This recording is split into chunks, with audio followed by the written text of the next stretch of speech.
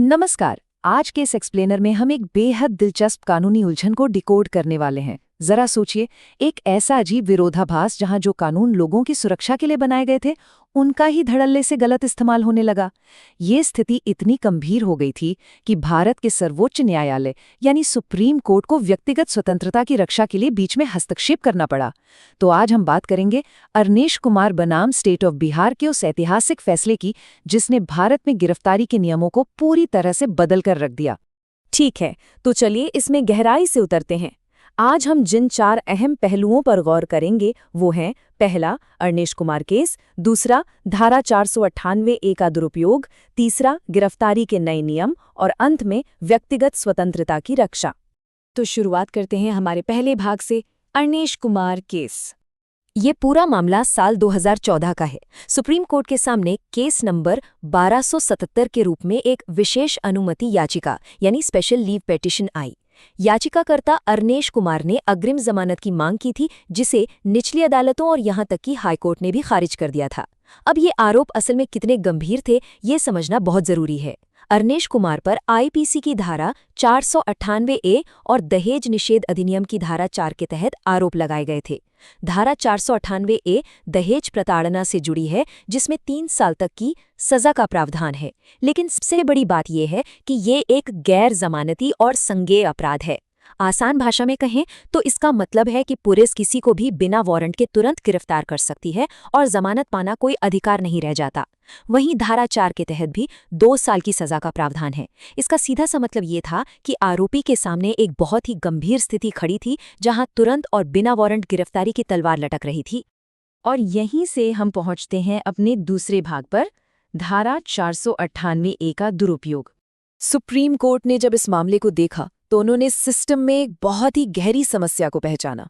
न्यायालय ने बिल्कुल स्पष्ट रूप से माना कि हालांकि ये कानून महिलाओं को प्रताड़ना से बचाने के लिए बना था, लेकिन हकीकत में इसका इस्तेमाल न्याय से ज्यादा लोगों को परेशान करने के लिए हो रहा था।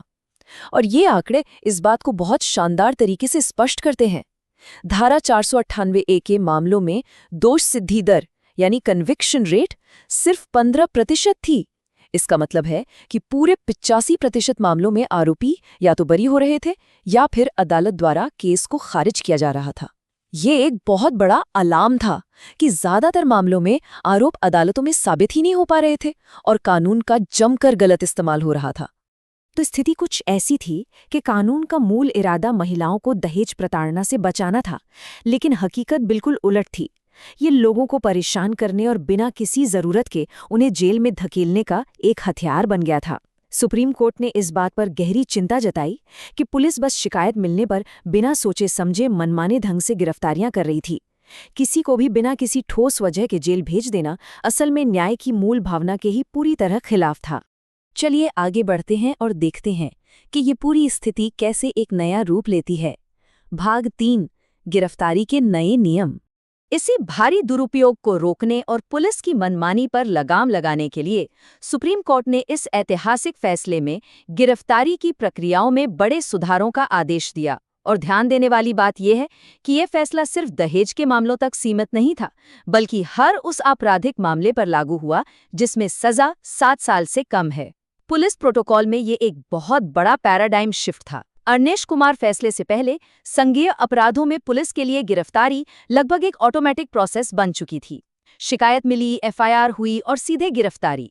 लेकिन इस फैसले के बाद 7 साल से कम सजा वाले अपराधों के लिए एक अनिवार्य चेकलिस्ट लागू कर दी गई। अदालत ने एकदम साफ कर दिया कि कैजुअल या रूटीन तरीके से किसी को भी हिरासत में लेना अब आधिकारिक तौर पर पूरी तरह प्रतिबंधित है। तो अब सवाल ये है कि पुलिस को असल में किन नए कदमों का पालन करना होगा। चलिए इसे स्टेप बाय स्टेप समझते हैं। पहला कदम, पुलिस अधिकारी को बहुत गहराई से ये मूल्यांकन करना होगा कि क्या गिरफ्तारी वास्तव में जरूरी है। दूसरा कदम, उन्हें सीआरपीसी की धारा 41 के तहत एक प्रॉपर चेकलिस्ट भरनी होगी, जिसमें गिरफ्तारी के कारण एकदम स्पष्ट रूप से बताने होंगे। और तीसरा कदम, अगर पुलिस ये तय करती है कि गिरफ्तारी की आवश्यकता नहीं है, तो उन्हें धारा 41A के तहत आरोपी को एक नोटिस जारी करना होगा। ये पूरी प्रक्रिया सिर्फ ये सुनिश्चित करने के लिए है कि गिरफ्तारी केवल तभी हो जब जांच के लिए ऐसा करना नितांत आवश्यक हो। लेकिन देखिए, सिर्फ पुलिस को नए नियम बता देना ही काफी नहीं था। इस फैसले ने मजिस्ट्रेटों को भी एक बहुत ही अहम जिम्मेदारी सौंपी। पुलिस की ताकतों पर एक मजबूत अंकुश लगाने के लिए अदालती निगरानी अनिवार्य कर दी गई। अब पुलिस को अदालत में ये साबित करना ही होगा कि गिरफ्तारी क्यों की गई या फिर क्यों नहीं की गई।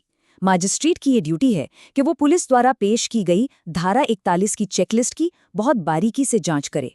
अगर मजिस्ट्रेट को जरा भी लगता है कि गिरफ्तारी बस रूटीन या कैजुअल तरीके से कर ली गई है, तो वो उसे नामंजूर कर सकते हैं। ये कदम असल में पुलिस और न्यायपालिका के बीच एक बहुत ही जरूरी संतुलन बनाता है।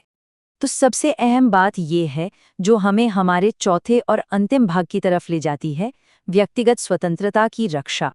ये पूरा जजमेंट, ये सारे नए नियम और दिशा निर्देश आखिर में एक ही सबसे बड़े लक्ष्य की तरफ काम करते हैं, और वो है निर्दोष लोगों को बेवजह जेल जाने से बचाना और पुलिस की शक्तियों का सही इस्तेमाल सुनिश्चित करना। इस पूरे फैसले की फिलॉसफी एकदम स्पष्ट है। गिरफ्तारियों का इस्तेमाल किसी को भी प्रताड़ित करने या डराने के लिए नहीं किया जा सकता। किसी की भी व्यक्तिगत स्वतंत्रता छीनने के लिए पुख्ता दस्तावेजी औचित्य होना ही चाहिए। सुप्रीम कोर्ट ने साफ कर दिया कि किसी भी इंसान की आज़ादी बिना किसी ठोस कानूनी और लिखित वजह के नहीं छीनी जा सकती। एक पुलिस अधिकारी को अब अपनी केस डायरी में और अदालत के सामने ये लिखकर साबित करना होगा कि गिरफ्तारी आखिर इतनी जरूरी क्यों थी। एक लोकतांत्रिक समाज में नागरिक अधिकारों के लिए ये वाकई एक बहुत बड़ी जीत है। अब इस एक्सप्लेनर के अंत में एक बहुत ही गहरा और सोचने वाला सवाल खड़ा होता है। हम एक तरफ सख्त कानून व्यवस्था और दूसरी तरफ व्यक्तिगत स्वतंत्रता के मौलिक अधिकार के बीच एक एकदम परफेक्ट संतुलन कैसे बना सकते हैं? अरनेश कुमार का फैसला निश्चित रूप से इस दिशा में एक बहुत बड़ा और प्रभावी कदम है। लेकिन क्या ये संतुलन हमेशा ऐसे ही बना रह पाएगा? ये विचार करने लायक बात है। हमारे इस एक्सप्लेनर से जुड़ने के लिए बहुत बहुत धन्यवाद। उम्मीद है आज के इस कानूनी विश्लेषण से कुछ नया और अहम जानने को मिला होगा।